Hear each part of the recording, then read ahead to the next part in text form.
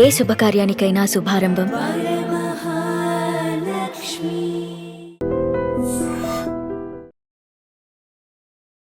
Hi hello నమస్తే, welcome back to our channel. నేను మీ Vaishu. Business అందరికీ ఈ మధ్య కాలంలో బిజినెస్ పెట్టాలి, బిజినెస్ చేయాలి అని కోరిక. పెడతారు, ఒక 4-5 నెలలు అవగానే ఇది ప్రాఫిట్ రావట్లేదు, ఇంకో బిజినెస్ చేద్దామని వెళ్ళిపోతూ ఉంటారు. ఒక్క దాంట్లో కన్సిస్టెన్సీ మెయింటైన్ చేయకపోతే ఇంకొక బిజినెస్లో ఎలా నిలబడగలరు? ఆ కన్సిస్టెన్సీ ఎంత ఇంపార్టెంట్? ఈ విషయం గురించి మాట్లాడడానికి ఈరోజు నాతో పాటు గంపా నాగేశ్వరరావు గారు ఉన్నారు, మోటివేషనల్ స్పీకర్. సార్తో మాట్లాడదాం. హలో సార్, నమస్తే. నమస్తే. బాగున్నారు సార్?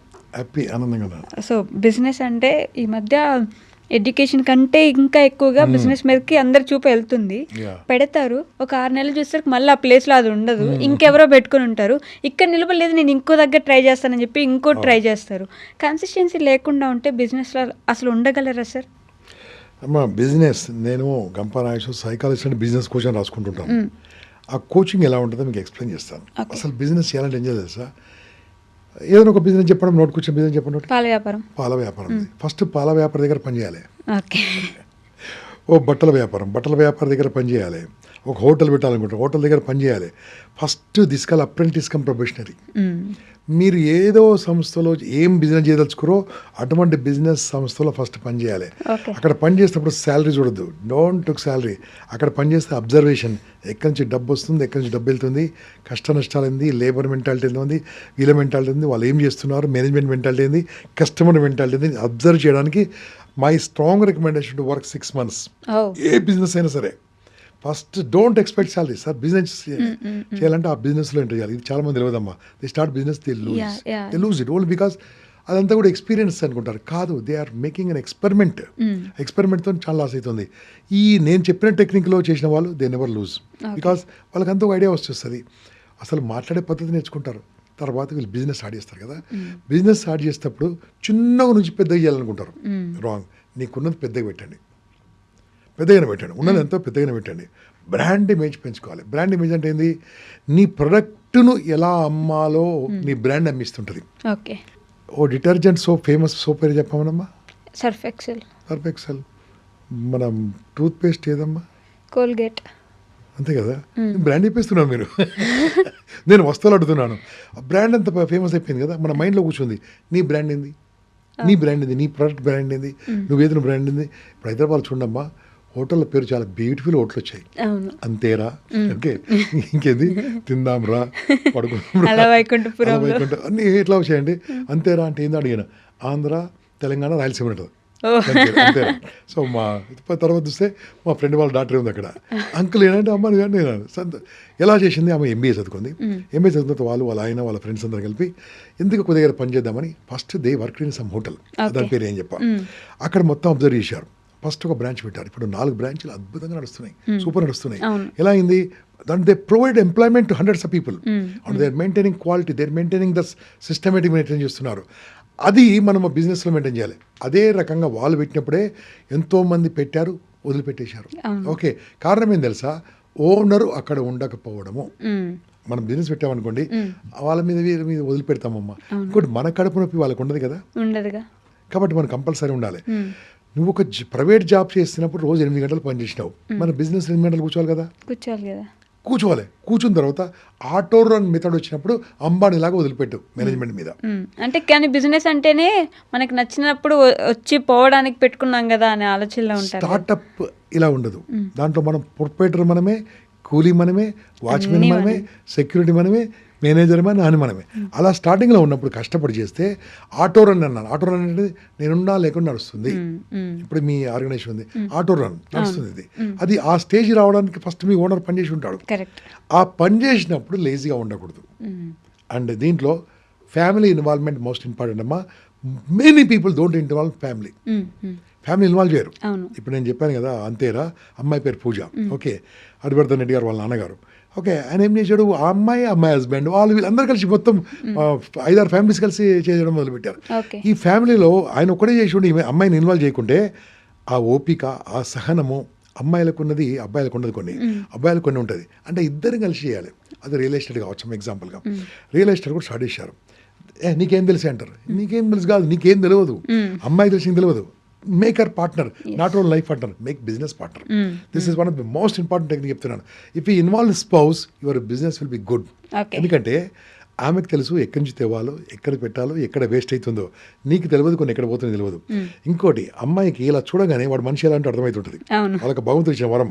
ఓకే, వీడు నమ్మేసేస్తూ ఉంటాడు, వద్దండి వానికి ఇవాడికనే చెప్తుంటుంది. సో అలా పెట్టుకుని తప్పేం లేదు.